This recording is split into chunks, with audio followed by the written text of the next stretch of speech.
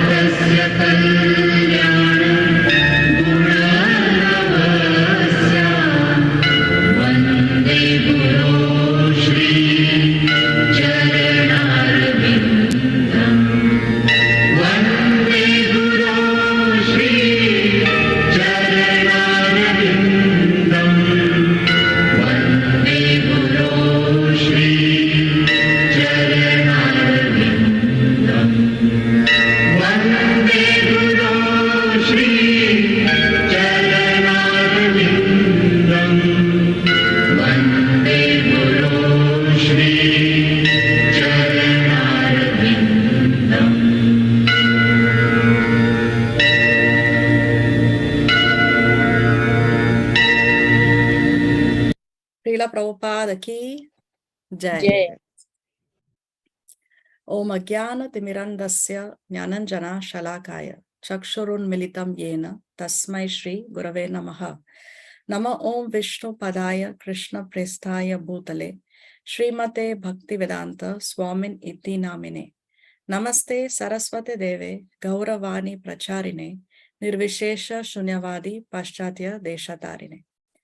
He Krishna Karuna Sindhu Dina Bandhu Jagatpate Gopesha Gopika Kanta Radha Kanta Namostute Tapta Kanchana Gaurangi Radhe Vrindavaneshwari Vrishabhanu Sute Devi Pranamami Hari Priye Vanchakalpataru Vyascha Kripa Sindhu Vyaevacha Patitanam Pavanebhyo Vaishnavebhyo Namo Namaha.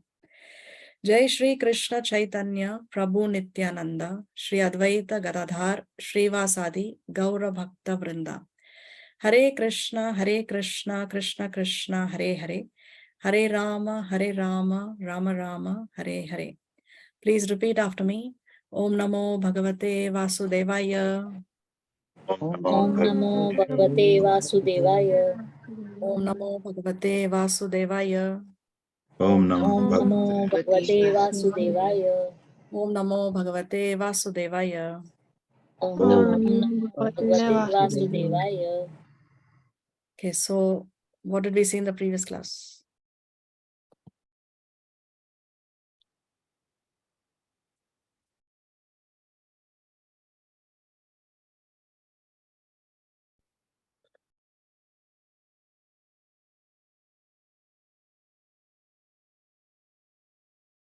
We saw from 17 to 29.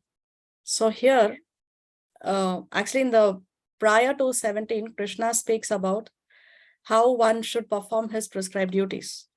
And then from 17, he talks about if there is anyone who's exempt from performing the prescribed duties. And there, what does he say? Who is exempt from doing the prescribed duties?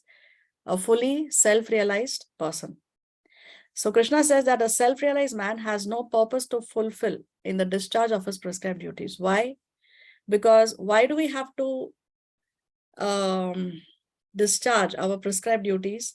Because by doing that, it will lead to purification. And when we have a purified mind, a purified heart, that is good for our bhakti. But if somebody is already self-realized, it means he is already pure. So therefore, there is no purpose to fulfill in the discharge of his prescribed duties. But now again, at the same time, in 18, Krishna says, nor does one have any reason not to perform such work. So we discussed how in verse 18, Krishna is twisting his statement. First, he says, There is no purpose to fulfill in the discharge of prescribed duties. And immediately he says that, on the other hand, there is no reason why one should not perform his prescribed duty. So then he goes on to say that already one does not have to do it. There is no need for it. Still, one should perform the prescribed duties. Why?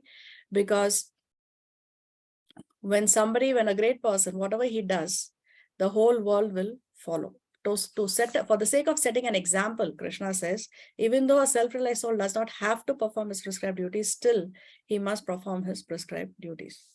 To set an example for the sake of educating the people in general.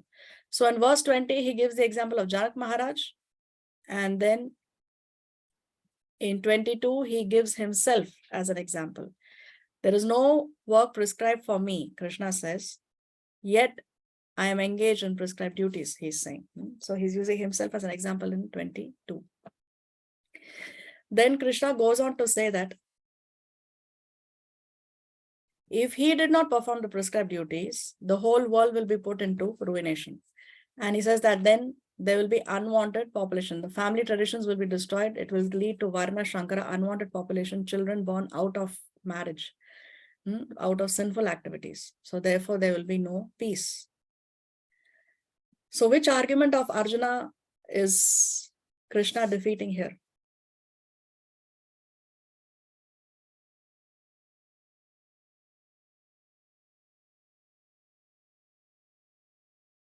Arjuna's fourth argument not to fight is Wanted populace. Unwanted population or destruction of family traditions. So when family traditions are destroyed, then there is unwanted population.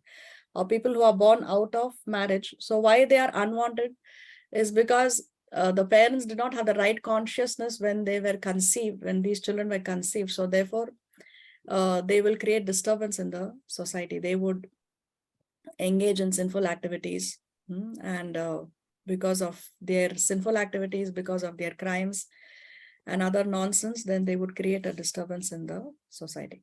So here Krishna has defeated the argument of Arjuna on destruction of family traditions.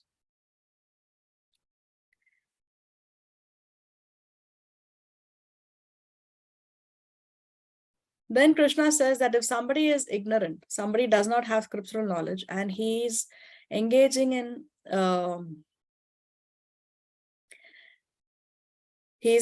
activities with attachment. If he's attached to the fruitive results, then a learned person should not induce them to stop work.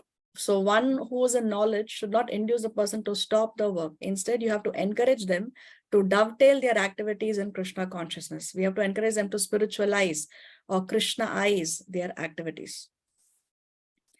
Then we discussed about the doers. Who are the three doers of the activities? So the three doers are the living entity, material nature, and the Lord. All three are the doers. The living entity desires, material nature facilitates, and the Lord sanctions. Then Krishna says that those who are in knowledge, the wise people, they do not engage in the senses and sense gratificatory activities because they are in knowledge. They know that engaging in sense gratificatory activities will bind them to the material world. So because they have this knowledge, therefore they do not engage in sense gratificatory activities. On the other side, Krishna says, but those who are ignorant, those who do not have this knowledge, those who are not knowledgeable, they engage themselves in materialistic activities and therefore they become attached. So what do we have to do to such people? Krishna says that do not disturb them, do not unsettle them, just let them be, do not disturb them. Although the duties that the ignorant are performing, they are inferior, still do not unsettle them, Krishna is saying, do not disturb them. So on that note, we stopped in the previous class. Today we'll continue from verse 30 see how far we can proceed.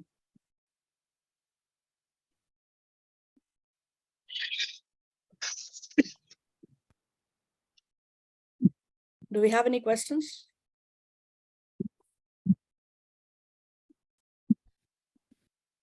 Okay, who can read today?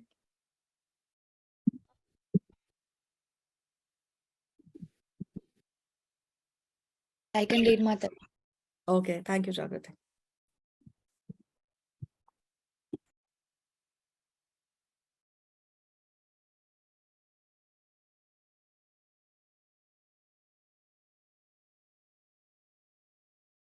So here we see how Krishna is talking about two levels of advancement. One is a gradual method and one is the rapid method.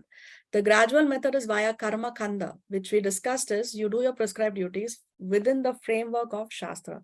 But it is followed by less intelligent people. Why? Because it will still bring reaction. Because it is not done out of love for the Lord. Karma kanda activities are done with the intention of getting something in return. So because there is an action, there's going to be a reaction. Whether it is good or bad, it will be good because if it's within the framework of Shastra, the reaction will be good only. But still, because there is a reaction, it will bind us to this material world. It will take us to heavenly planets, but still heavenly planets is still the material world, which means we are not free from the cycle of birth and death. And because we are not free from the cycle of birth and death, ultimately, again, we are accumulating more and more karma. And the rapid method is via karma yoga. When we connect our activities with the Lord, yoga means to unite with the Lord, to align ourselves with the desire of the Lord. So when we do it for the sake of pleasing the Lord, then there is no reaction. So that is a rapid method. Quickly we can attain perfection. So what is Krishna saying? That if somebody is engaging in karma kanda, somebody very quickly or takes premature renunciation and his mind is still, because the problem with karma kanda is there is a danger of falling down. There is a danger of falling down. We will see one story of Nriga where he fell down although he was working within the framework of Shastra. So what is Krishna saying? That do not disturb such people, even if they fall down. Do not disturb them. But now we will see a story in order to see an exception to this rule. There are many exceptions, but we will see the story of Jagai and Madai. Now, this story of Jagai and Madai is from the Chaitanya Leela, and very detailed it is described in the Chaitanya Bhagavad, which is written by Sri Vrindavan Das Thakur. So, Jagai and Madai were two drunkards and very, very sinful. Actually, they were born in a very elevated Brahman family, but they did not follow the Brahmanical culture. They were engaging in all sorts of sinful activities. They were drinking and attacking people.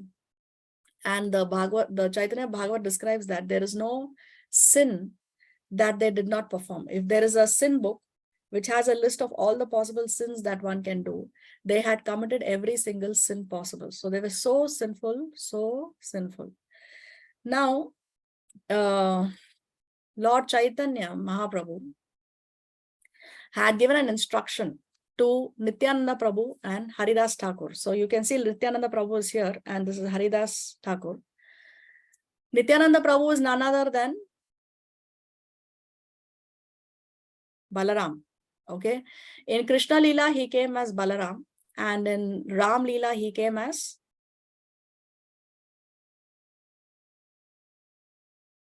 Lakshman. He came as Lakshman, right? And actually, he's Ananta Shesha. Ananta Shesha, on whom all the universes are resting. All the universes are resting on the hoods of Ananta Shesha. And the weight of the universe on the hood of Ananta Shesha is like the weight of a mustard seed on our head. The weight of a mustard seed on our head is nothing. We do not feel any weight, isn't it? So that's how Ananta Shesha is so powerful that the universe weighs like a mustard seed on his head. So, and he came as Nityananda Prabhu in Chaitanya Leela. Now, Chaitanya Mahaprabhu had given the instruction to Lord Nityananda and to Haridas Thakur to go out and preach, tell everyone about the glories of Krishna, tell them to chant the names of Krishna. So this was the instruction that Nityananda Prabhu and Haridas Thakur had received from Chaitanya Mahaprabhu. So they were going door to door, knocking at each door and requesting people, falling at their feet and requesting them to chant the name of the Lord. Now, it so happened that they come across these two drunkards, Jagai and Madai. And Lord Nityananda Prabhu is thinking that if we preach to them, if we make them chant the holy name, then that will make Lord Chaitanya Mahaprabhu even more glorious. And so they want to, Nityananda Prabhu especially wants to encourage Jagai and Madai to chant the holy name, but they are always in a state of intoxication. They're always drunk. Okay.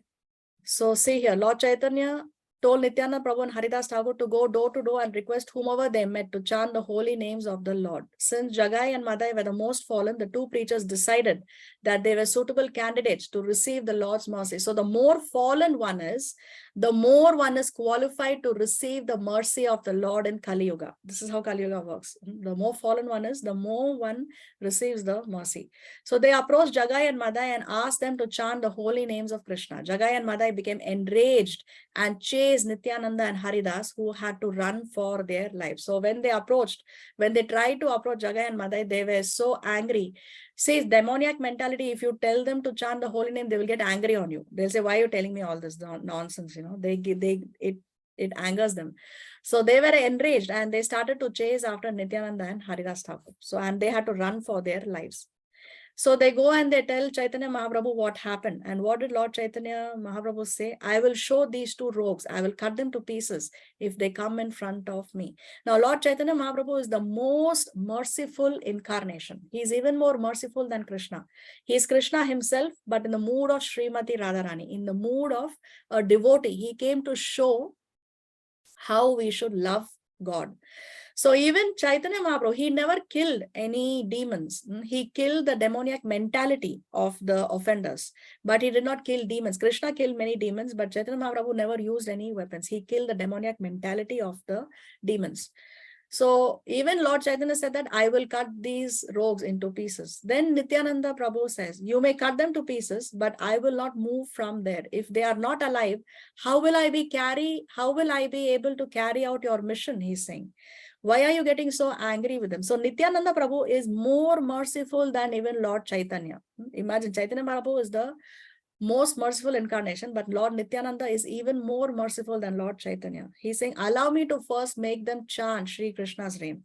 If you deliver them and bring them into devotional service, then your fame as Patita Pavana, deliverer of the fallen, will reach unlimited bounds. So the intention of Nityananda Prabhu is what? That the fame of Lord Chaitanya should spread far and wide. Laughing, Vishwambara said, they are already liberated. As soon as these two rogues saw you, they were delivered. As you are so concerned about their welfare, Krishna will very soon take full care of them. So here, Chaitanya Mahaprabhu is telling Lord Nityananda that actually these two drunkards, they already got benefited at the moment you saw them. Why? Because when we come in touch with a pure devotee, just by associating with a pure devotee, we can get benefited. We can get spiritually benefited. And Lord Nityananda represents Guru Tattva. We just celebrated the appearance day of Lord Balaram, no? So Balaram is Guru Tattva. He represents the spiritual master. So by the mercy of the spiritual master, we can get close to Krishna. And that's exactly what Lord Chaitanya Mahaprabhu is telling. Vishwambara is the name of Lord Chaitanya Mahaprabhu. And he's saying that already they are liberated the moment they saw you itself. So let's see what happens next. Another occasion, again, Nityananda Prabhu and Haridas Thakur come across Jagai and Madai. And they again urge them to chant the holy name. At that time, Madai was so furious that he takes a clay pot and he smashes it on the forehead of Lord Nityananda. He just breaks the pot on his forehead. And Lord Nityananda starts to bleed. There is blood on his forehead. Now, of course, Nityananda Prabhu's body is fully spiritual. There is no question of blood. His body is not made of our body, which is of flesh and bones and organs and blood and all pus and all that stuff. His body is completely spiritual, but still for the sake of the pastime, for the sake of delivering these two drunkards, he played the pastime of bleeding. So there is blood on Lord Nityananda Prabhu's forehead. And as soon as Lord Chaitanya Mahaprabhu comes to know that Nityananda Prabhu has been struck, immediately he rushes to the spot and he invokes his Sudarshan Chakra. Because remember, Chaitanya Mahaprabhu is none other than Krishna himself. Immediately he invokes the Sudarshan Chakra. Now remember, Chaitanya Mahaprabhu in this incarnation, he does not kill demons. He only kills the demoniac mentality. So immediately Lord Nityananda Prabhu stops Lord Chaitanya Mahaprabhu and says, please do not kill them. In fact, when Madai wanted to attack Lord Nityananda even more, it was Jagai who stopped Madai from attacking Lord Nityananda. So Lord Nityananda tells Mahaprabhu that no, you don't kill them. Especially Jagai was the one who saved me from further attacks. So the moment Lord Chaitanya Mahaprabhu came to know that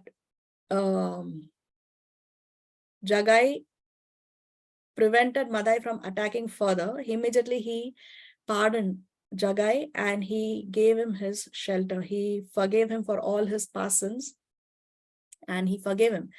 And now when Madai saw that his brother has been pardoned for all his sins, that he has received the mercy of Lord Chaitanya Mahaprabhu, he asked Chaitanya Mahaprabhu that, both we brothers, we have committed all the sins together. Together, we are both partners in the crime. We are equal partners to all the crimes that we have committed, and it is unfair that only my brother receives your mercy and I do not receive your mercy. But Chaitanya Mahaprabhu is in no mood to forgive Madai. And then Madai seeks pardon from Lord Nityananda. He says, please forgive me and please help me also receive the mercy. And then upon Lord Nityananda's petition, Chaitanya Mahaprabhu even gives his mercy to Madai. He forgives both of them. He takes away all the sins that these two drunkards have committed. They were so sinful from past so many lifetimes. They were engaging in sinful activity. It is described in the Chaitanya Bhagavad that Yamaraj's assistant Chitragupt had a great difficulty keeping track of their sinful activities. Chitragupt keeps track of the sinful activities of all the living entities. And it was so much, the list of their sinful activities was so long that he was finding it difficult to keep continuing to make a note of it. It was so much. And Lord Chaitanya Mahaprabhu was so merciful that all those sinful activities that they have committed in the past millions of lifetimes, everything was taken away, absorbed in that one moment that they surrendered to Lord Chaitanya. So the question is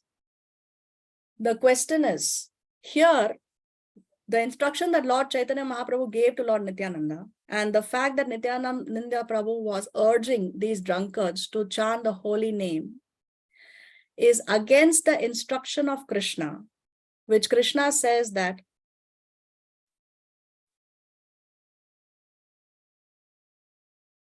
the wise should not unsettle those who are in the mode of ignorance and they're engaging themselves in all kinds of materialistic activities.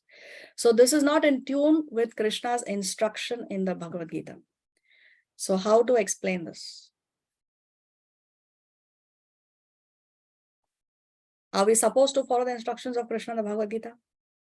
Yes or no?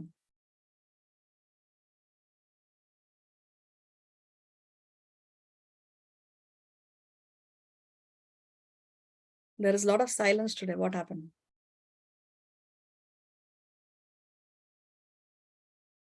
Are we supposed to follow the instructions of Krishna in the Bhagavad Gita? Yes or no? So why did Lord Nityananda and Chaitanya Mahaprabhu not follow this instruction? Did they follow the instruction or did they not follow the instruction? This particular instruction. He wanted to show he wanted to show that anyone who does offense on my devotees will not be they will be punished. But then Nityananda told him that you are merciful to show mercy.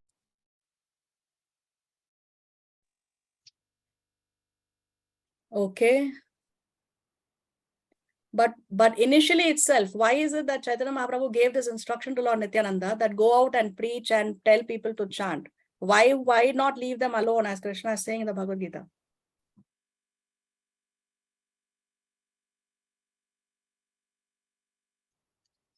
To deliver the fallen and to bring them to devotional service. Yes, to deliver them, to bring them to devotional service. But Krishna says, do not disturb them. Yeah, but the devotees are more merciful than God. That's the bottom line. Very nice, Varsha. The devotee of the Lord is more merciful than the Lord. The devotee is more. That's why we go out on book distribution. That's why we have these temple programs. That's why we have these classes. That's why Srila Prabhupada went to the West and preached to the Westerners. Because if Krishna says, leave them alone, don't disturb them, why should we have these classes? Why should we have temple programs? Why should we go out on book distribution? What is the need? Isn't it? But a devotee of the Lord is more merciful than the Lord. So Chaitanya Mahaprabhu, who came in the mood of a devotee, is more merciful than Krishna. The spiritual master is more merciful than even Krishna. So therefore, Nityananda Prabhu, Haridas Thakur, Lord Chaitanya Mahaprabhu, Lord Nityananda, they are going out and giving out the mercy. So the devotee of the Lord is more merciful than the Lord.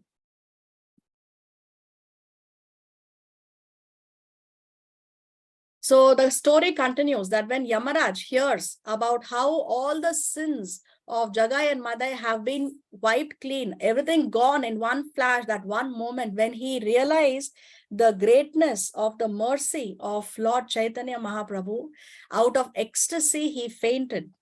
So this is a pastime that made even Yamaraj faint. He fainted looking at how extremely merciful Lord Chaitanya Mahaprabhu is. Just that one moment of surrender and everything is forgotten from the past millions of lifetimes. Everything gone down the drain, everything gone in the ditch, all the sinful activities that they committed. So actually Yamaraj fainted. And then in order to revive Yamaraj from his state of unconsciousness, all the devatas, they appear there. The Chaitanya Bhagavad describes how Lord Shiva, Lord Brahma, Lord Indra, and all these devatas, Narada Muni, all of them gathered there. And they all started performing loud kirtan, Harinam Sankirtan. They were all singing loudly.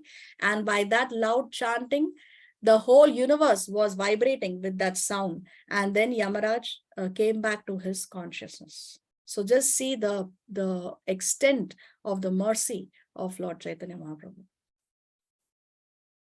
So Srila Prabhupada writes in the purport, men who are ignorant cannot appreciate activities in Krishna consciousness, and therefore Lord Krishna advises us not to disturb them and simply waste valuable time. But the devotees of the Lord are more kind than the Lord, because they understand the purpose of the Lord. Consequently, they undertake all kinds of risks, even to the point of approaching ignorant men to try to engage them in acts of Krishna consciousness, which are absolutely necessary for the human being. So a preacher will even risk his life in order to give out the mercy to the ignorant men. He will undertake all kinds of risks. And you know how even Srila Prabhupada, when he went to the West, it was very, very risky. The person who sponsored his ticket initially told him that, I will not give you a ticket to travel to the West because you will die. She told him that you will die because you're old and America is cold. It's you don't know anyone there. What are you going to eat? How are you going to survive? You're an old man. There is no chance of your survival, she told him. But Srila Prabhupada insisted that, no, I will go. So he undertook the risk. He actually suffered 2 massive heart attacks on board the Jaladuta. He suffered from seasickness, and he suffered 2 massive heart attacks on the very boat to America on the way. But still he risked his life and he went to give out the mercy of Lord Chaitanya Mahaprabhu. Even if you see Jesus Christ, he was preaching. And what was it that he got for his preaching? He was crucified ultimately, isn't it? So a devotee of the Lord will undertake all kinds of risks in order to engage them in the acts of Krishna consciousness.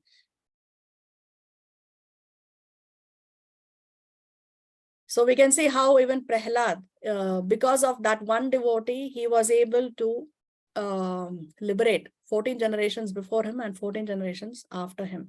Now Prahlad also, what is the risk that he took? When Narasimha Dev killed Hiranyakashipu, he was furious. He had ripped Hiranyakashipu open with his bare hands. He removed his intestines and he put his intestines around him as a garland. Narasimha Dev was so furious at Hiranyakashipu, because Hiranyakashipu had troubled Prahlad. And that time the Devatas have come there and they are so afraid of Nrsimhadev because he was in this furious mood and he was nobody was able to calm him down, and they were so scared. They wanted to calm him down somehow. And then even they requested Lakshmi Devi. They told Lakshmi Devi that he is your husband. Please go to him and calm him down. So she said, I have never seen my husband like this. Even she was afraid to go near her husband and calm him down. At that time, small little Prahlad, he went and approached Narasimhadev, and immediately Narasimhadev cooled down. And even the story of Ambarish Maharaj, Ambarish Maharaj, Durvasa, we have seen the story in our classes before. No, Durvasa Muni invoked a demon in order to kill Ambarish Maharaj. But Ambarish Maharaj, he remained in that place and he waited for Durvasa Muni because immediately the Sudarshan Chakra came in order to protect Ambarish Maharaj, who is a devotee. The Sudarshan Chakra was chasing Durvasa Muni. First, the Sudarshan Chakra killed the demon that Durvasa Muni created to kill Ambarish. And then Durvasa was going to Lord Brahma, Lord Shiva, Lord Vishnu. All three of them said that we cannot save you from the Sudarshan Chakra. Finally, he came to Ambarish, and then Ambarish forgave him, and that's when the Sudarshan Chakra disappeared. So we see the devotee of the Lord is more merciful than the Lord. Prahlad was more merciful than Narsimadev because Narsimadev killed Hiranyakashipu. And then when Narsimadev asked Prahlad, what is it that you want? What did he say? He said, I want my father to be liberated. So Narsimadev said, I will liberate not only your father, but 14 generations before you and 14 after you. And Ambarish also, we see how he forgave Durvasa Muni. So a devotee of the Lord is more merciful than the Lord. This pastime of Jagai and Madai also we saw how Nityananda Prabhu is more merciful than Chaitanya Mahaprabhu. And even we have discussed Jesus Christ. When Jesus Christ was on the cross, what did he say? He said, please forgive all these offenders because they do not know what they are doing. I mean, they are the very people who crucified him. But he prayed that these people who are offenders, they should be forgiven. So devotee is more merciful than the Lord. Even Srila Prabhupada, you can see these are the early days of ISKCON when he was there in the US. And he was all alone. He went with only 40 rupees in his pocket. That's an equivalent of $7. $7 in his pocket. All alone, no contacts, no money. He does not know anyone there. It's extremely cold. Food is an issue. And he was attacked also. He lost his manuscripts. He had the manuscripts of the Srimad Bhagavatam, which he was translating at that time. All his manuscripts were stolen once he was attacked by the person whom he was living with, because this person came under the influence of the drugs. And he also went to attack Srila Prabhupada. So for 1 year, actually, Srila Prabhupada was severely tested. Somebody had gifted him a typewriter to type his manuscripts, and even the typewriter was stolen. So for 1 year, he underwent a lot of hardships. Very, very, Krishna severely tested him for 1 year. But Srila Prabhupada tolerated, and then Krishna gave him unparalleled success. For the next 10 years, Prabhupada traveled 14 times or 12 times around the globe, and he set up 108 temples. Today, there are more than 600 temples, only temples. Other than that, there are other different small centers, home programs, etc. But temples alone, there are more than 600 all around the world, all because of the potency, desire of one pure devotee. So now we'll come to section 6 of this chapter, where Krishna is explaining how Karma Yoga elevates. Let's hear the shloka first.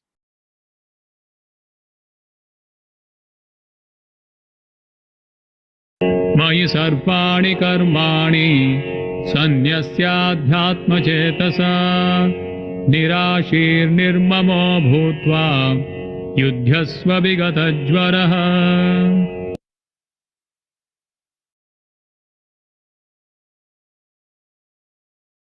Jagrati, are you there? Yeah, Hare Krishna Mataji. Translation. Therefore, O Arjuna, surrendering all your works unto me, with full knowledge of me, without desires for profit, with no claims to proprietorship, and free from lethargy, fight. So here, as we discussed, Krishna is talking about how Karma Yoga elevates. So what is Krishna saying? That you surrender all your works unto me with full knowledge of me, without desires for profit, with no claims of proprietorship, free from lethargy, you fight. So Krishna is telling Arjuna, you fight with this mentality. You fight with this mentality that you want to please me, full knowledge of me, you surrender everything to me. You don't have any desire for any profit or any proprietorship. So with this mood, Krishna is telling Arjuna to do his duty of fighting. So here Krishna is talking about bhakti. Bhakti means what?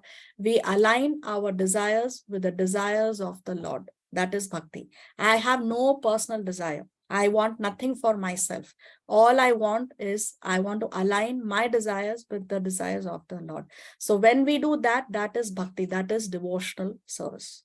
And that is what helps one to elevate in one spiritual life. See, unless we don't come to the stage of complete surrender, complete sharanagati, there is no question of becoming free from the cycle of birth and death.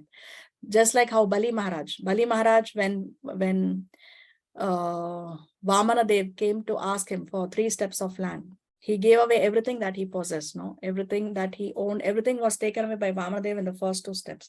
Now he had nothing else to give him. So he gave himself to the Lord. That is called Sharanagati. Everything is for you, nothing is for me. So he offered his head for the 3rd step of Vamana Dev. So when we come to the level of Sharanagati, that is when we come to the stage where we can be liberated from the cycle of birth and death. Srila Prabhupada gives the example of a person in the military.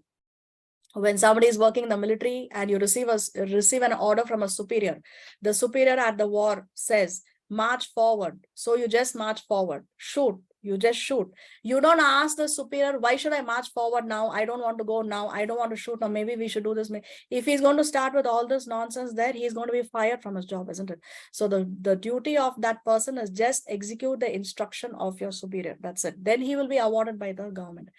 So in the same way, a devotee's job is to just execute the instruction of the Lord. Align yourself with the instructions of the Lord. That's it. We don't have to worry about anything else. So therefore, there is no reaction. Because we align ourselves with the desire of the Lord, there is no reaction. And when there is no reaction, there is no question of the cycle of birth and death.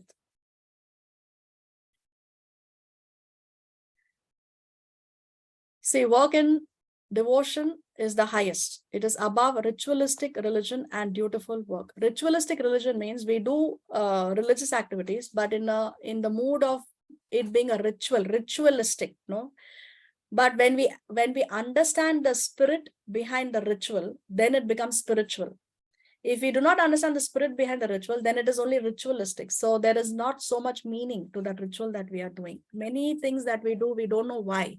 We don't know why. So, and sometimes when we ask our elders, they will also say, you just do it because my elders taught me like this. It's a family tradition, so just do it. So because now people have lost, the knowledge has not been passed down correctly. Somewhere that knowledge is lost. So people do not know anyway. So what happens is over a period of time, people lose faith. They think that it is blind faith. See, Krishna previously, he spoke about, he told Arjuna, you fight the war because it is your duty, it is your Kshatriya, therefore you fight. Then he spoke to him that you do it because it's the tradition, no? Kshatriyas fight, so you just follow the tradition, you fight. But now Krishna is talking about you fight, you work in devotion, because that's why he says that, no? This is how you work, surrendering all your works to me with full knowledge of me, without desires of profit. So here Krishna has come one stage higher and telling Arjuna that you work in devotion. So we can compare this to 3 things. The activity is the same, but the consciousness is different. When the child is taken care of by the maid, she is doing the work of taking care of the child, but it is out of duty because she receives a salary. It's her duty to do what she's being paid for. Now, on the other side, the child may be taken care of by the stepmother. So there it is ritualistic because she's a stepmother. She's married to the father of the child. Therefore, it is her dharma to take care of that child. Now, you compare this to a child who's taken care of by his or her own mother. So there what is coming into play? It's the love. The activity is the same. The child is taken care of, right? That's the activity. But in the case of the maid versus the stepmother versus the own mother, which is the best? Which is the best? Own mother. Own mother, isn't it? So that is what is work in devotion. That is what is bhakti. So bhakti is higher than working in ritualistic religion like karma kanda or doing your duties, doing your prescribed duties according to the varnashram system. 31.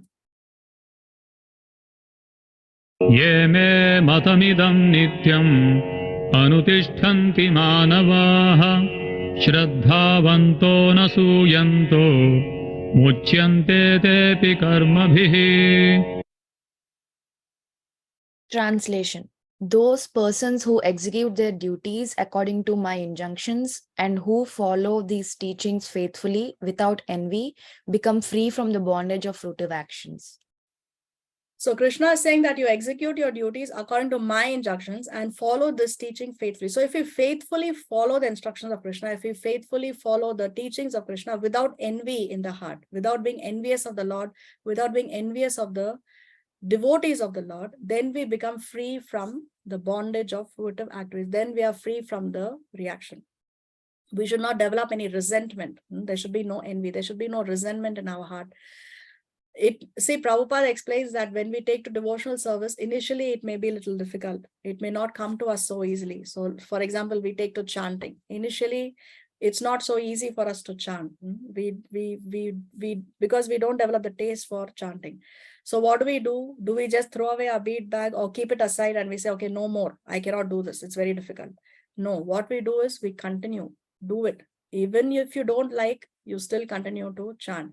Day in and day out, you continue chanting, and the day will come when you will develop the taste for chanting. Initially, why we don't have the taste for chanting is because we are materially diseased. We have given this example of jaundice. When somebody is infected with jaundice and he takes sugar candy as a medicine, previously sugar candy was the cure for jaundice. So when he takes sugar candy, because he's in a disease state, because he has jaundice, that sugar candy, which is very sweet, will taste very, very bitter. But still he takes the sugar candy because he has to be cured of the disease.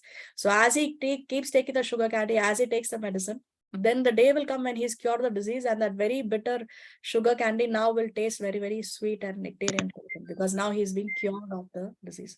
So like that, initially when we practice devotional services, we find difficulties, we find obstacles, we don't have the taste, it's difficult, but still we just continue to devotional service whether we like it or not.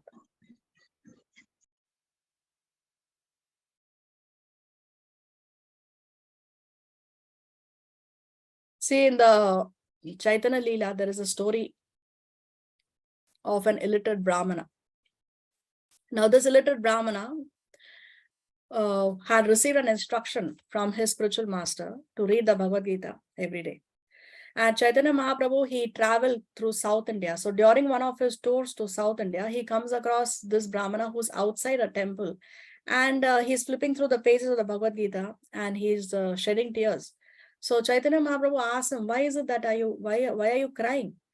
And Chaitanya Mahaprabhu sees that other people are making fun of this illiterate Brahmana. They are like, making fun of his pronunciation because he's not able to pronounce properly. He's flipping through the pages.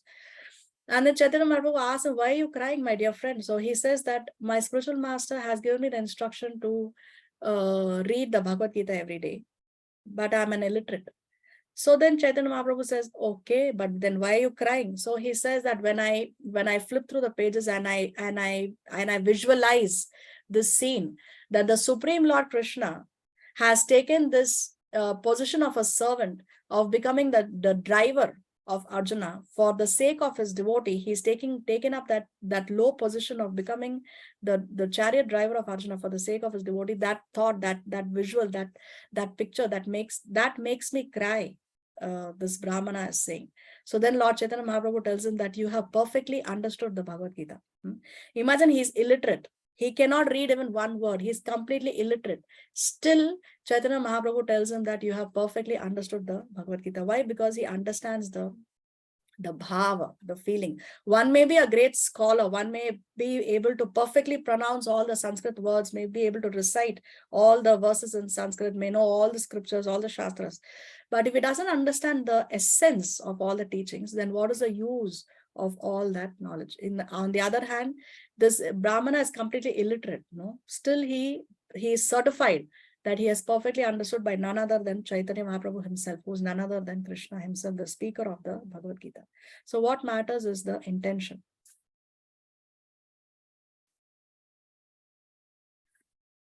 Prabhupada writes in the pulpit, an ordinary man with firm faith in the eternal injunctions of the Lord, even though unable to execute such orders. So in the case of Brahmana, he was unable to execute the order of reading because he's illiterate. Still, such a person, Prabhupada says, becomes liberated from the bondage of the law of karma. In the beginning of Krishna consciousness, one may not fully discharge the injunctions of the Lord, but because one is not resentful to this principle, one should not be resentful to this principle, and work sincerely without consideration of defeat and hopelessness, he will surely be promoted to the stage of pure Krishna consciousness. So we should not be resentful of the teachings of Krishna. Don't resent it. Don't say that, oh, I'm not able to chant, so I'm not going to chant anymore. I resent chanting. I hate it. I don't want to do it. No, don't be resentful. Just continue to engage in the activity. The day will surely come when you will be promoted. Now, question. Why did the spiritual master ask his disciple to read the Bhagavad Gita? although he knows that he's illiterate. Does the spiritual master not know that my disciple is illiterate?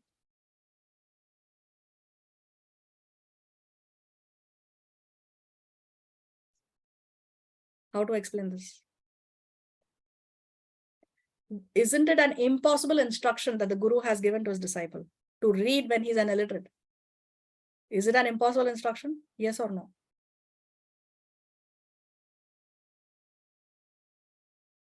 Was silent Yes. in the class. Today nobody has energy. I don't know why. There is pin drop silence. Come on. Is it an impossible instruction or no, what the Guru has given him?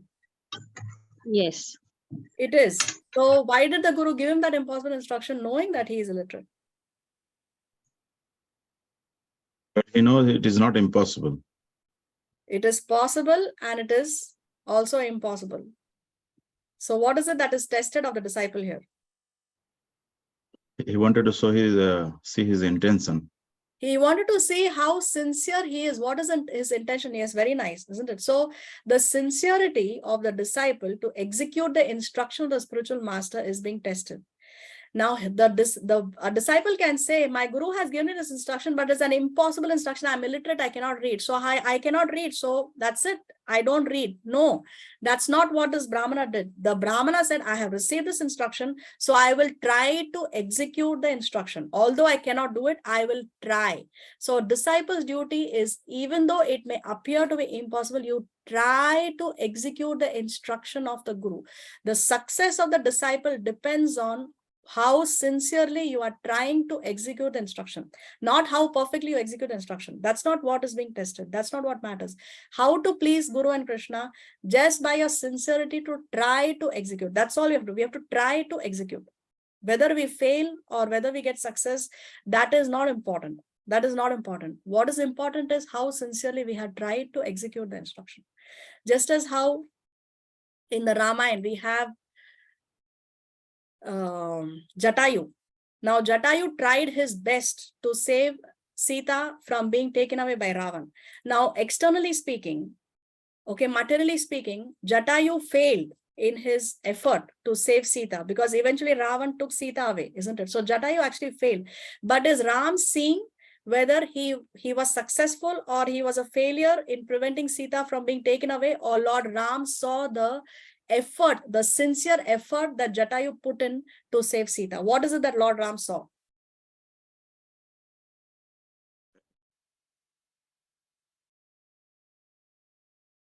Intention. Lord The Ram saw effort. the intention of Jatayu. So Lord Ram actually performed the final rites of Jatayu, just as how a son would perform the final rites for his father. So see, Lord Ram is only seeing the intention, the sincerity with which we execute the instructions. That is what matters.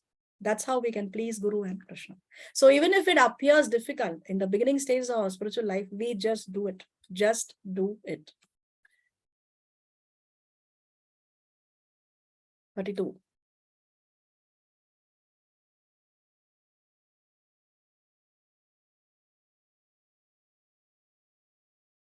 ये त्वेददभ्यसूयन्तो नानुतिष्ठन्ति मे मतम् सर्वज्ञानविमूढांस्तान् विद्धि नष्टानचेतसः.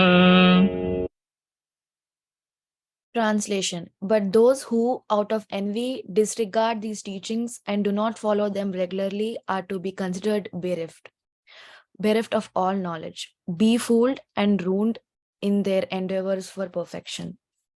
See, 31, Krishna said that those who follow these instructions, what will happen? They will be free from the bondage of fruitive activities. Now Krishna is saying what happens to those who do not follow these instructions?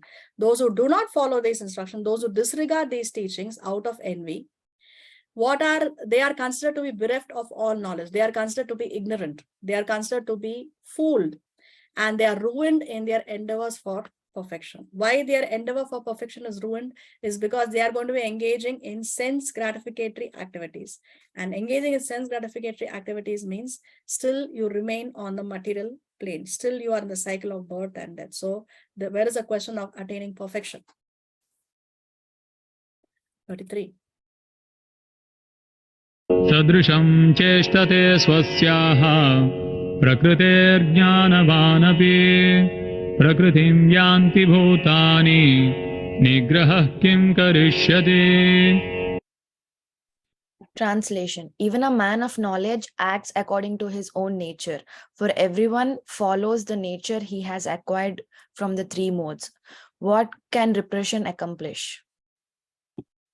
So Krishna is saying that we all have a certain nature. Each one of us has a certain nature. Some people are Brahmanical by nature. Some people have a nature of a Kshatriya. They are good at administration.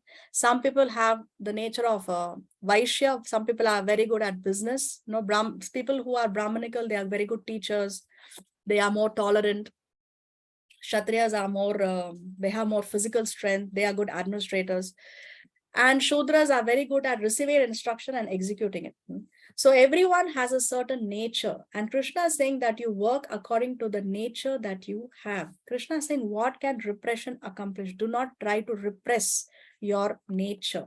Do not try to repress your nature. So he's saying you work according to the nature that you have acquired from the three modes. The Brahmanas are in the mode of goodness. Kshatriyas are in the mode of passion. Vaishyas are in the mixed mode of passion and ignorance, and the Shudras are in a mode of ignorance. So like that, Krishna is saying that each one of you has a certain nature that you have acquired from the three modes, and do not repress your nature. You do work according to your nature, but you dovetail it in Krishna consciousness. That is intelligence. So we should not confuse nature with desire. Material nature with material desire. One cannot say, okay, by nature, I like to drink wine, so let me offer the wine to Krishna and let me enjoy the wine. No, we should not confuse material nature with material desire. Material nature is Prakriti. It comes under the Varnashram system, the 4 Varnas. But material desire is Vasana, sinful activities. We cannot harmonize Vasana with Dharma. We cannot harmonize Vasana with Shastra. But we can definitely harmonize Prakriti, our nature, with what Dharma says, what Shastra says. So this should be dovetailed. This cannot be dovetailed. Vasana cannot be dovetailed. So we have to cure it. We have to curb it. So Prakriti nature does not include these 6 enemies: Kama, Krodha, Lobha, Moha, Madha, and Matsarya. Lust, anger, greed, attachment, pride, and envy. These 6 things we cannot dovetail. These 6 things we cannot harmonize with what the Shastra says. This is according to our psychophysical nature. This is superficial to our psychophysical nature, because the human being, the human body is not meant for engaging in sinful activities. As we discussed earlier, the human body is meant for engaging in sadhana, for engaging in tapasya, to perform austerities so that we can realize God. So we cannot harmonize. We cannot say that, okay, I enjoy the company of women, so let me do my own rasa lila with women. No, we cannot do that. So don't confuse material nature with material desire. One should understand the difference between the changeable and unchangeable and work to shape the stone, not the structure of the stone. Now, in this case, if this stone is made of marble, can we change the marble to wood? We cannot do that, right? So that is unchangeable. You cannot change something that's marble into wood. So we have to understand what is changeable and what is unchangeable. We can change the shape of that stone. We cannot change the structure. So we can change Vasana. We cannot change Prakriti.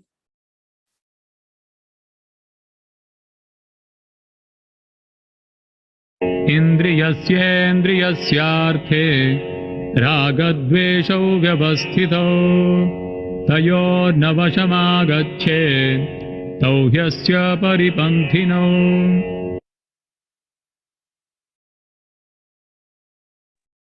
Translation. There are principles to regulate attachment and aversion pertaining to these senses and their objects. One should not come under the control of such attachment and aversion, because they are stumbling blocks on the path of self-realization.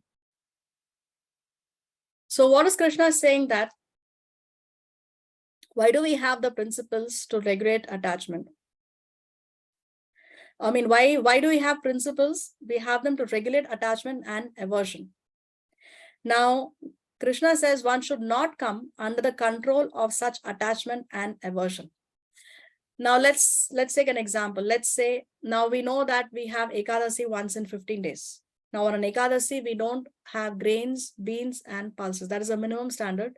No grains, no beans, and no pulses. Now let's say somebody is attached to eating grains. Somebody loves to eat rice, wheat, bread, or these are a part of one's everyday diet. Now Ekadasi comes once in 15 days. So now a devotee has to give up his attachment for the grain and fast from grain. So that day he has quinoa, he has salads or boiled potatoes, or Ekadasi food that is apt for Ekadasi. So that way, these rules and regulations in the Shastra help us to give up attachment and also give up aversion. Let's say I hate quinoa. I don't like quinoa at all. So on an Ekadasi, if I go to the temple and the temple, they serve me quinoa, then I have to eat that quinoa because that is what is served in the temple on that Ekadasi. I cannot, I don't have another option.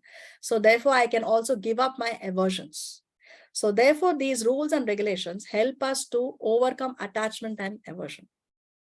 Why we have to overcome attachment and aversion? Because they are stumbling blocks on the path of self-realization. So therefore, Shastra has all these rules and regulations for us to overcome attachment and aversion.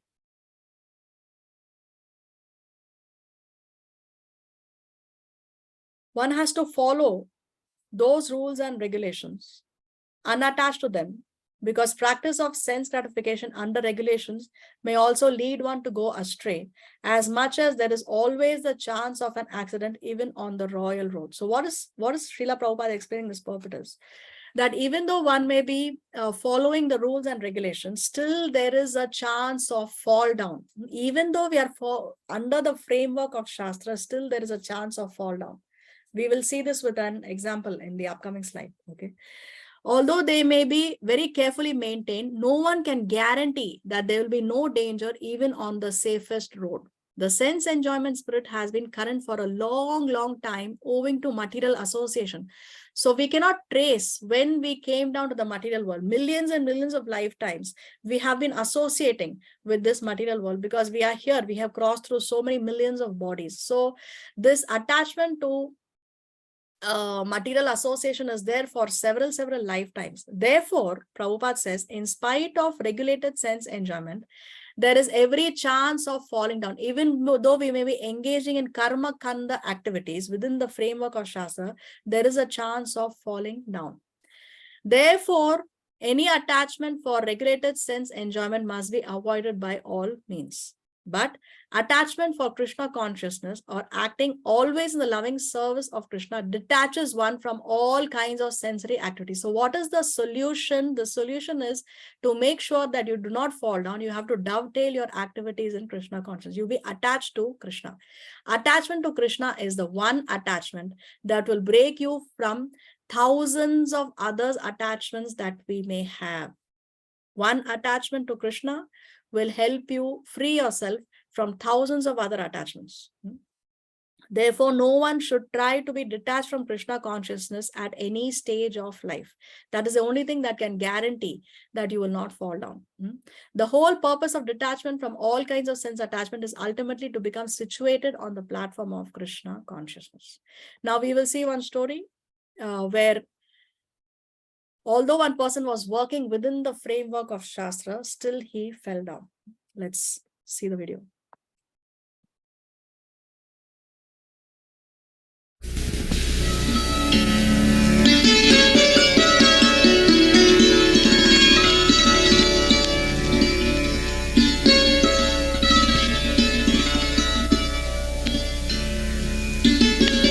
One day, 5,000 years ago, in the land of India, the sons of the Supreme Personality of Godhead, Lord Sri Krishna, the young princes of the Yadu dynasty, went for a picnic in the forest.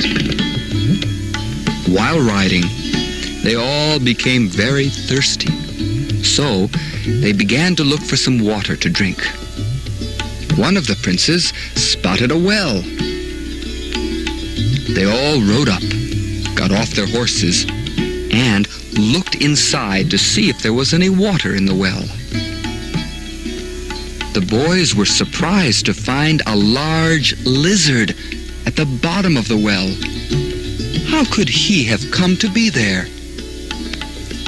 The boys could see that he was trapped, and they felt sorry for him. So they decided to get him out. They tried one thing and then another, but no matter what they tried, they could not get the lizard out of the well. So, temporarily leaving the lizard in the well, the young princes of the Yadu dynasty rode back to Dwarka city. When they returned home to the palace, they told the whole story to their father, Lord Krishna. We saw a lizard in the well in the forest, Father, and he was this big.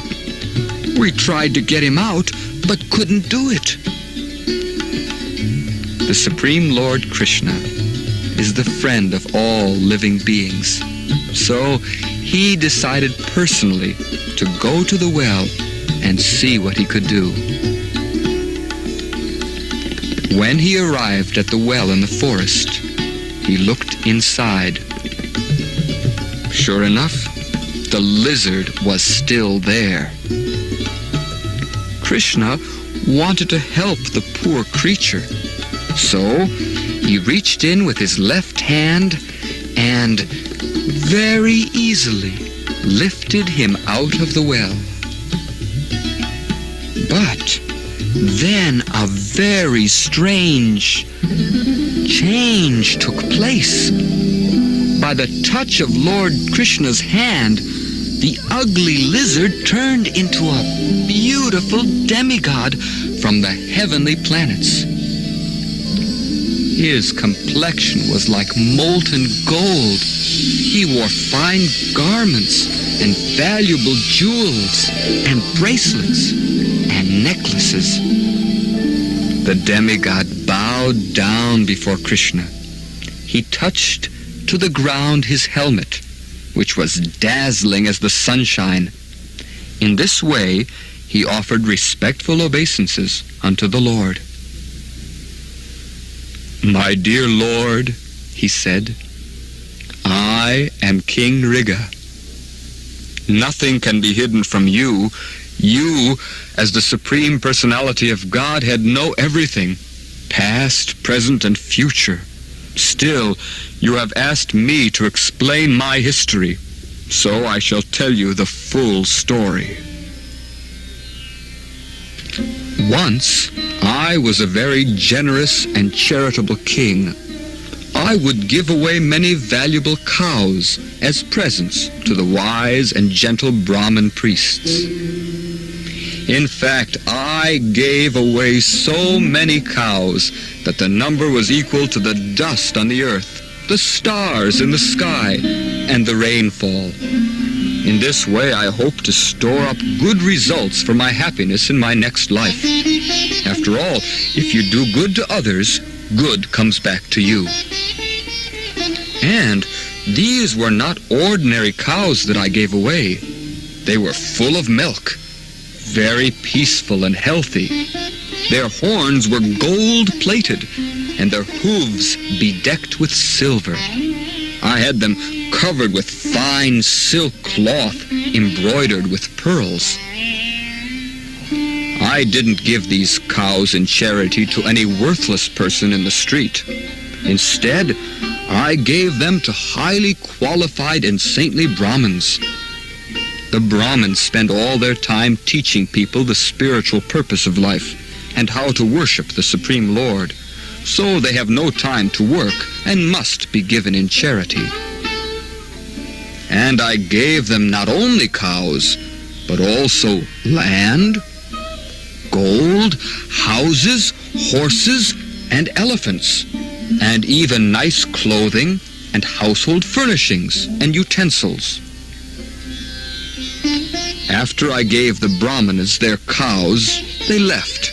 They were satisfied, and so was I. I knew that by doing good work in this life, I would be happy in the next. Unfortunately, While one of the Brahmins was going home with the cows I had given him, one cow wandered away from the rest, and that cow came back and mixed in with my other cows. Of course, I didn't know this at the time, so by accident, I gave the same cow away to a different Brahmin. Now, while the second Brahmin was taking away the cow, the first Brahmin came up to him and said, "This cow is mine. The king gave it to me.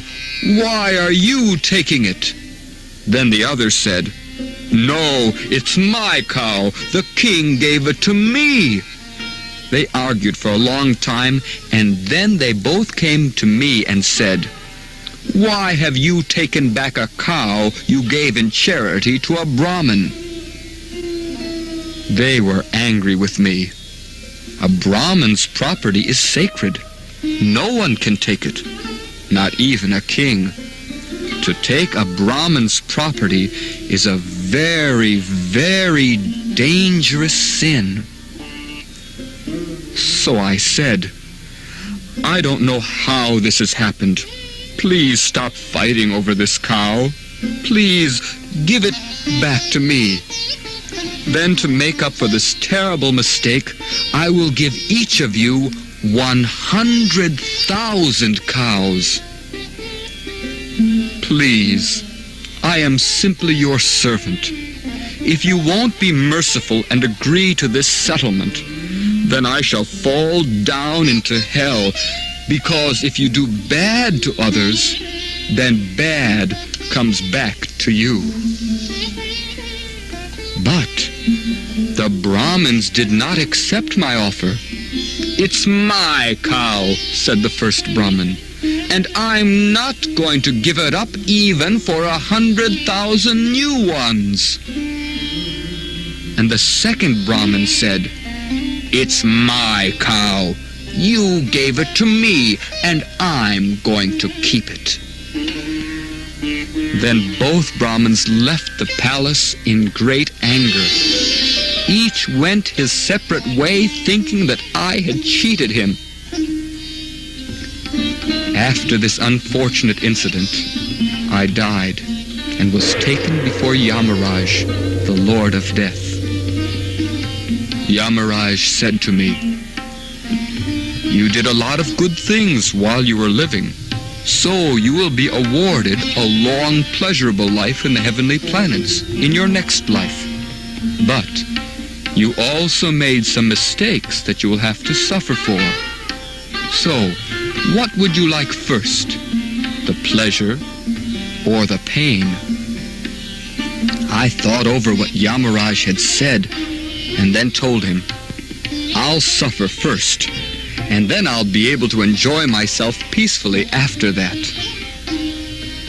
Then, with his mystic power, Yamaraj immediately turned me into a lizard.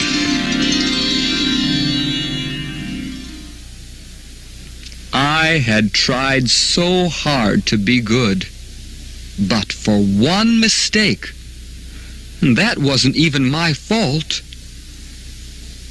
I became a lizard. But due to my past pious activities, I was able to remember who I was. And in spite of being put into that horrible condition of life, I simply spent my days thinking of you, Lord Krishna. I never forgot you. And because I remembered you, the Supreme Personality of Godhead, Lord Shri Krishna, I was quickly released from the body of the lizard and given the body of a demigod. My dear Lord, you have given me this body of a demigod, and I am most grateful. But now I am begging that no matter which planet I go to or which form of life I take, I will never forget you. I have learned my lesson. Doing good deeds is not enough. You can make a mistake and suffer. But if you remember Krishna, he will protect you. Then King Riga boarded an airplane for the heavenly planets. There he would enjoy life, and by remembering Krishna, he would be able to return to the spiritual world and be with Krishna forever. Back in his palace in Dwarka, Lord Krishna instructed his sons, "My dear boys, King Riga was very powerful and pious, but due to his small mistake of unknowingly taking a Brahmin's cow, he was put into the body of a lizard. So, my dear boys, let this be a lesson to you and to everyone in the world. Do not take, even by mistake, the property of a Brahmin."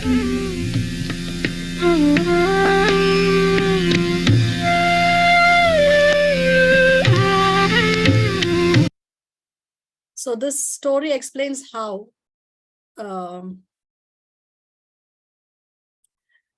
there is accident even on the royal roads. So there is a chance of fall down even when we work under the framework of Shastra, if we are not doing it to please Krishna. What is the intention of a person? In this case, Riga, he was not performing any sinful activities, right? The activity that he was doing was very much within the framework of Shastra. What he was doing was he was distributing cows and charity, and that to very good quality cows and several of them. He very, very opulent charity he's doing within the framework of Shastra, but still he fell down because there was a slight small mistake. Unknowingly, one cow that he already donated walked away from that herd and went towards the other herd of cows which were not yet donated, and he gave that to another Brahmin. So unknowingly, he's given the property of one Brahmin to another Brahmin, and therefore he was then he had to suffer the sinful reactions. Now, what's the problem here? Riga was working under the framework of Shastra, but his intention was what? I want to do this charity because I want to accumulate punya karmas so that I can enjoy in the future. So that was his intention. His intention is not that I want to give in charity to the Brahmanas because the Brahmanas are very dear to the Lord. That's not what he's thinking. So the activity is the same, right? But the intention is different. Like how we saw taking care of the child. 3 activities, the activity is the same, but the intention is different. When the mother takes care, when the stepmother takes care, and the maid is taking care. So like that, the activity is the same, but the intention is different. So therefore, Riga, although he was working under the framework of Shastra, but because it was a karma kanda activity, he's thinking about I can enjoy in the future. Therefore, he fell down. See, there is this verse from the Chaitanya Bhagavad, which says, Murkho vadati Vishnaya, Dhiro vadati Vishnave. So Murkho, a foolish person, will pronounce the name of the Lord as Vishnaya, which is a wrong pronunciation, okay? Dhiro, a person who's intelligent, a person who's knowledgeable, he will pronounce it as Vishnave, which is the correct pronunciation. So Murkho vadati Vishnaya, Dhiro vadati Vishnave. Ubhayostu samman punyam. Both of them receive the same punya. Both of them receive the same credit. Okay, samam. Both of them receive the same credit. The person who's pronouncing wrong as well as the person who's pronouncing correctly, both of them receive the same punya. Why? Because Bhava Grahi Janardana. Janardana, the Lord sees. What does he seeing? What does he take in Grahi? What does he take in? Is the Bhava. What is the intention with which you are performing your activities? What is the intention? The person is foolish because, yes, we are supposed to pronounce correctly. It is our duty to try our best. See, sometimes people get hassled that the preacher is not pronouncing the words correctly. They are, especially people who know Sanskrit, they say that if you cannot pronounce Sanskrit word properly, then you are not qualified to preach, they will say. But what is the Lord seeing here? The Lord is seeing the intention of the person. What is your intention? So even though you may not be a Sanskrit scholar, if you're trying to preach, just repeat the words of Guru. Just repeat what Krishna has said. No, just like how a postmaster just delivers the letter without changing the contents of the letter. If one tries to repeat the words of Guru, words of Krishna without changing anything. You're trying to preach, even though you don't know Sanskrit, even though you make mistakes in preaching, the Lord is going to see how you are pronouncing the words, or the Lord is going to see your intention of repeating the message and trying to give the mercy to us. What is the Lord going to see? We have to remember that the Lord is a person. He's a person. He's not just an energy or just a light. He's a person. So he reciprocates with you with your, according to your feelings. So it is the intention that counts. It is the intention that counts. But Mataji, what you said in the last story, there his intention was right. Maybe he, by mistake, unknowingly, he gave the cow to another one. But his intention was not wrong, right? So intention should count. And why he was punished? Yeah, so see, the point is, Nriga's intention was what? His intention was, I want to accumulate punya so that I can enjoy in the future life. That was his intention. He's putting himself in the center. I want to enjoy. His intention should have been, I want to give charity because the Brahmanas are very dear to Krishna. Because Krishna recommends charity to the Brahmanas. Because Krishna desires it, that's why I'm giving charity. But his intention was, I will give this charity so that I can accumulate punya, so I can be safe. I can lead a peaceful and happy life in the future. I can enjoy myself. That was his intention. That was a wrong intention. But that is the intention of all of us. This is what we seek, right? That our next life should be good. That's why I do all the good things. No? Yeah, so that's the point now. So we have to, that's what Krishna is saying, that you do everything, you align. See here, this verse. This is exactly what Krishna spoke. Let's go back.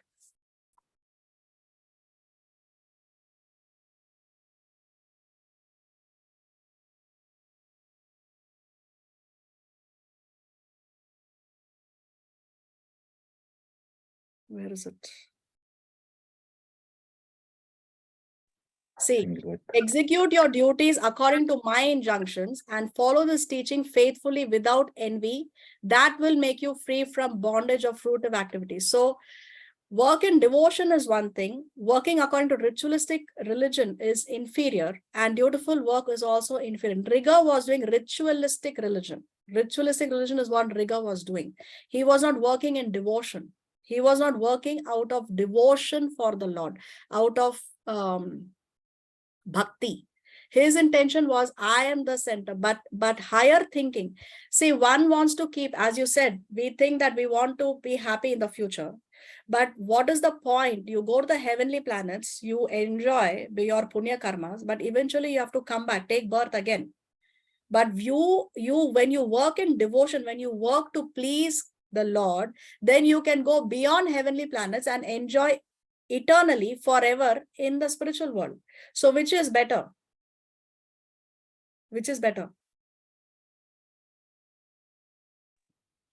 You can see the difference between the two.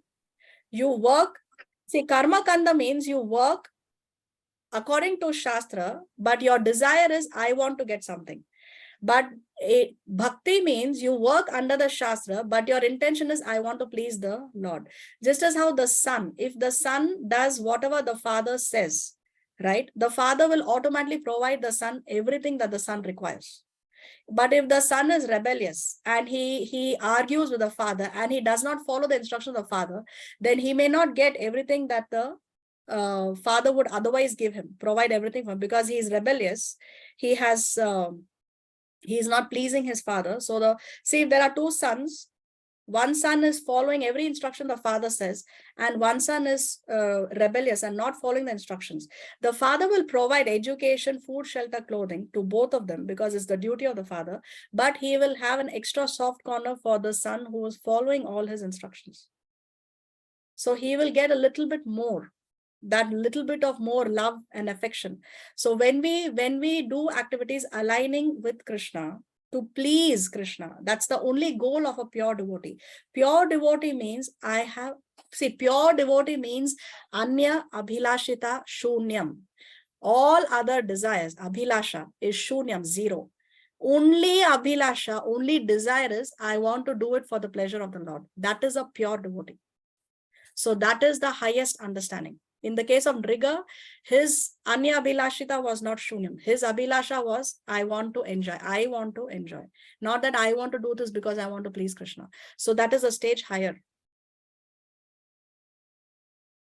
Does that answer your question? Yes, yes. Yeah. Thank you.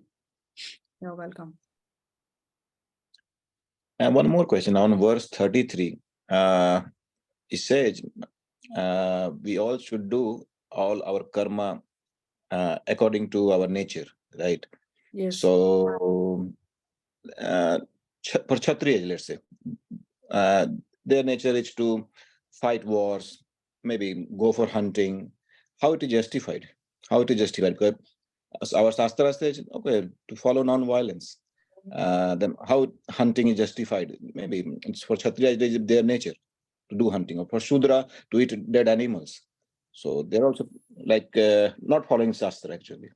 No, where does Shastra say peace? Shastra doesn't say that. Shastra doesn't say non-violence. Shastra says, Krishna didn't tell Arjuna, don't fight. Did Krishna tell Arjuna, Krishna told Arjuna, you fight? Shastra's peace formula, the peace formula that Krishna gives in the Bhagavad Gita is, you accept that Krishna is the supreme personality of Godhead, that he is a supreme proprietor, he is a supreme enjoyer. So when we understand that we are not the property, because the whole fight that is going on around the world for some small piece of land, some property, brothers are fighting for property, the people are at the borders, they want to protect their piece of land. So it's because we have the mentality that this is mine, this is mine. But when we understand that nothing belongs to us, everything belongs to the Lord, then what is the question of fighting? Because anyway, nothing belongs to me. Then there will be peace. So the peace formula is that we accept that the Lord is a supreme controller. We accept that the Lord is the supreme proprietor. That is the peace formula. But we have to fight to establish peace. In the case of Mahabharata, if Arjuna did not fight the war, if the war did not happen, if those people were not killed on the battlefield, then there would be no peace, because Duryodhana would have been crowned king and he would create havoc as the leader, as the king. So to establish peace, sometimes we have to fight. So Shastra does not tell us don't fight. Shastra says fight. When you have to fight, you fight. When it is your duty to fight, you fight, like that. Okay. So about peace, but let's say for Vaishya also, earning profits is justified. Okay, that I mean, or maybe sometimes cheating also. This is Vaishya like nature, right? So is it justified? No, you cannot cheat. See, a devotee, one can be a Brahmana, Kshatriya, Vaishya, Shudra, but one has to become a Vaishnava. One has to be a devotee. So you can have a Shudra who's also a Vaishnava. Like Vidura was born in a Shudra family, but he was a Vaishnava.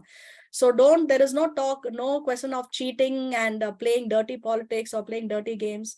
You cannot do that. And yes, coming to Vaishya, because unknowingly we may perform sinful activities. For example, the Vaishyas, now the business class, they keep the money in the bank. They have these bank transactions, right?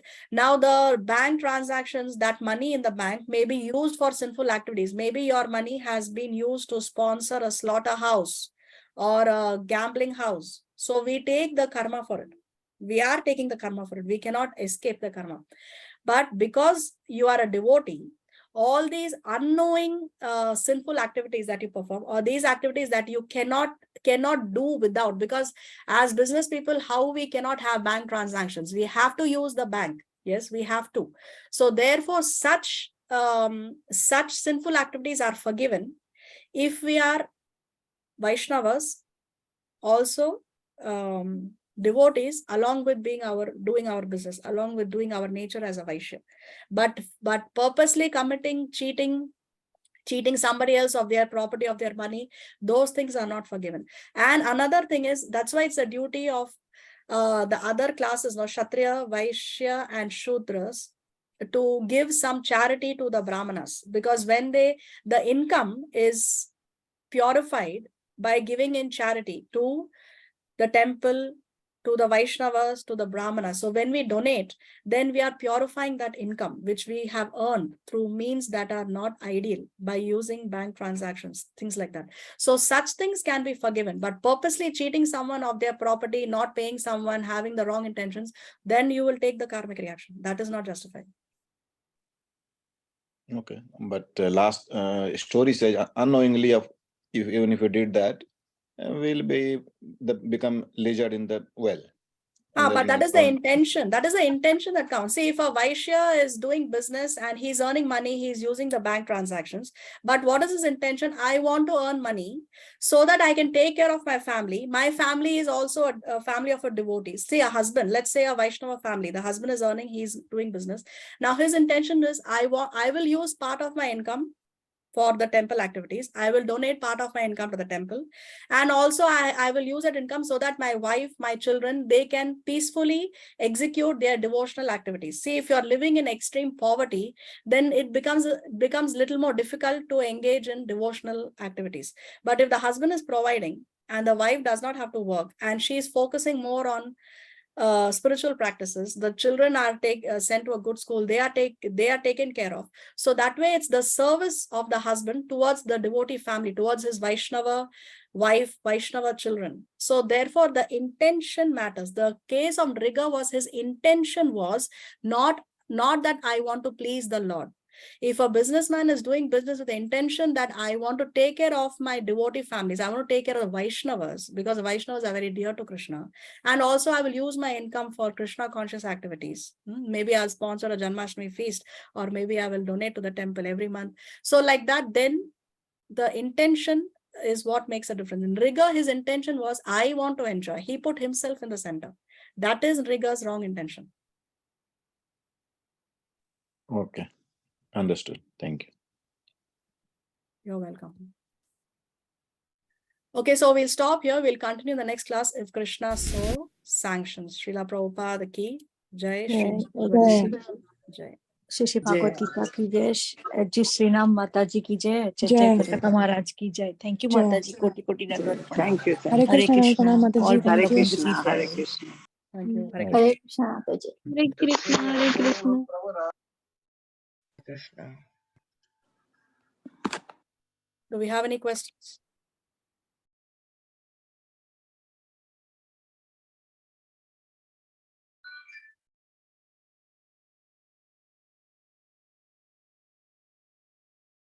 Okay, so since there are no questions, we'll try to finish the chapter in the next class if Krishna so sanctions. Till then, have a nice week in Krishna consciousness. Srila Prabhupada ki jai. जय Gita ki Jai. जय, और भक्त वृंद की जय, जी श्री राम माता जी की जय। थैंक यू माता जी, कोटि कोटि दंडवत प्रणाम। Thank you. Hare Krishna. Hare Krishna. Thank you. Thank you. Hare Krishna. Hare Krishna.